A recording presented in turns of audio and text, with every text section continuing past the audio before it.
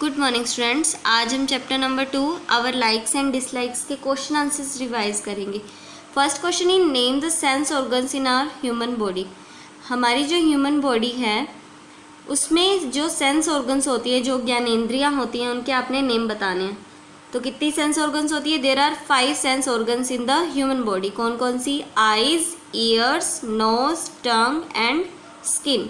ये हमारी 5 sense organs होती हैं। Question number 2 is what are nerves. Nerves क्या होती है? Answer is when our sense organs sense something. जब हमारी ज्ञानेंद्रियां कुछ सेंस करती हैं, the information reach the brain. तो जो भी उन्होंने सेंस किया उसकी इंफॉर्मेशन हमारे ब्रेन तक पहुंचती है with the help of a network of fine fibres. कुछ फाइन का मतलब होता है छोटी छोटी पतली पतली फाइबर्स होती हैं जिनका एक नेटवर्क होता है, जाल होता है। उनकी हेल्प से हमारे ब्रेन में हमारी जो सेंस ऑर्गन्स ने जो सेंस किया उसकी इंफॉर्मेशन पहुंचती है। These fibers are called nerves. इन फाइबर्स को बोला जाता है nerves. Third question is differentiate between sensory nerves and motor nerves. Sensory nerves और मोटर नर्व्स में आपको डिफ्रेंशिएट करना है, इनको बताना है कि ये एक दूसरे से किस तरह से अलग हैं। The nerves that take message to our brain are called sensory nerves. The nerves ऐसी नर्व्स जो ब्रेन तक मैसेज को लेकर जाती हैं या मैसेज को पहुंचाती हैं ब्रेन तक, उनको तो बोलते हैं सेंसरी नर्व्स। अब मोटर नर्व्स कौन सी होती हैं? After processing the message, brain तक वो मैसेज पहुंचा ना सेंसरी नर्व्स से, तो ब्रेन उस मैसेज को प्रोसेस करता है। Brain sends the orders through another network of fibres. फिर ब्रेन क्या करता है कि उस मैसेज को प्रोसेस करके उसका ऑर्डर भेजता है कि अब इस पर रिएक्ट कैसे करना है। ठीक है, तो brain sends the orders, brain send यानी भेजता है orders through another network of fibres, दूसरे नेटवर्क ऑफ फाइबर्स के थ्रू, कॉल्ड मोटर नर्व्स। उन्हें बोला जाता है मोटर नर्व्स। जो मैसेज लेकर जाएंगी ब्रेन तक सेंसरी नर्व्स, जो वापस लेकर आएंगी, जो ऑर्डर को लेकर आएंगी, जिनके थ्रू ऑर्डर आएगा ब्रेन से, वो बोलते हैं motor nerves. Fourth question in name some factors that influence our likes and dislikes. कुछ ऐसे फैक्टर्स के नेम बताने हैं जिसके कारण हमारी लाइक्स और डिसलाइक इन्फ्लुएंस्ड होती हैं, प्रभावित होती हैं। Our likes and dislikes are influenced by many factors. बहुत सारे ऐसे फैक्टर्स हैं जो हमारी लाइक्स पसंद और डिसलाइक्स नापसंद को प्रभावित करते हैं, जैसे कि फैमिली एंड फ्रेंड्स। हमारा फैमिली सर्कल कैसा है, हमारा फ्रेंड सर्कल कैसा है, वो हमारी लाइक्स और डिसलाइक को प्रभावित करता है, इन्फ्लुएंस करता है।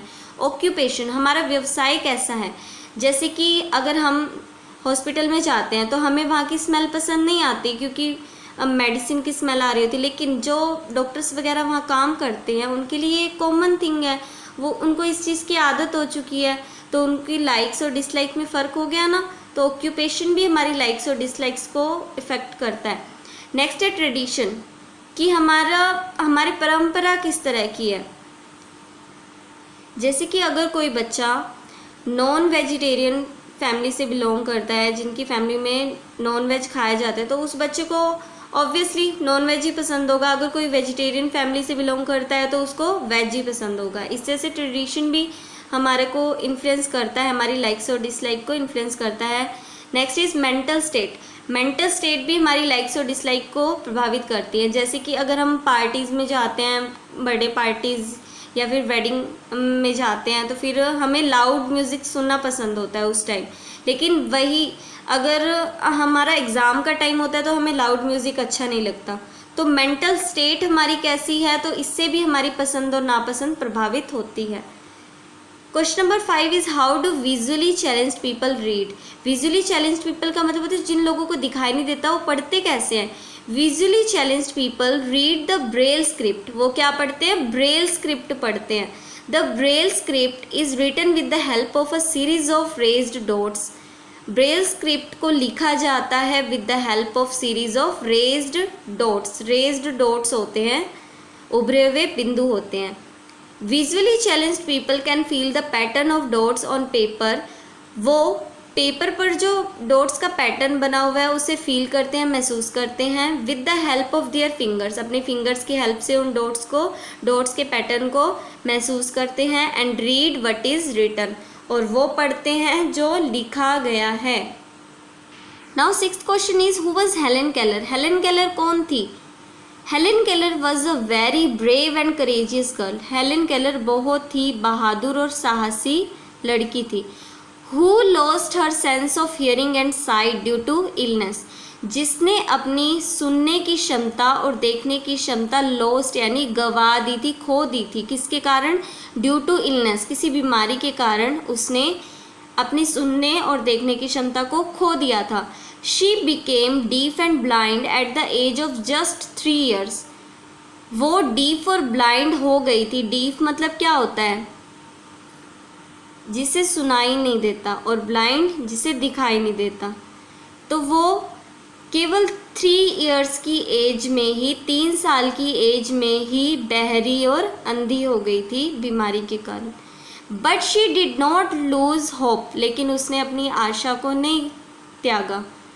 शी कंटिन्यूड हर स्टडीज़, उसने अपनी पढ़ाई को जारी रखा। एंड लर्नड 5 लैंग्वेज, और कितनी लैंग्वेज सीख ली? 5 लैंग्वेजेस सीख ली, 5 भाषाएं सीख ली।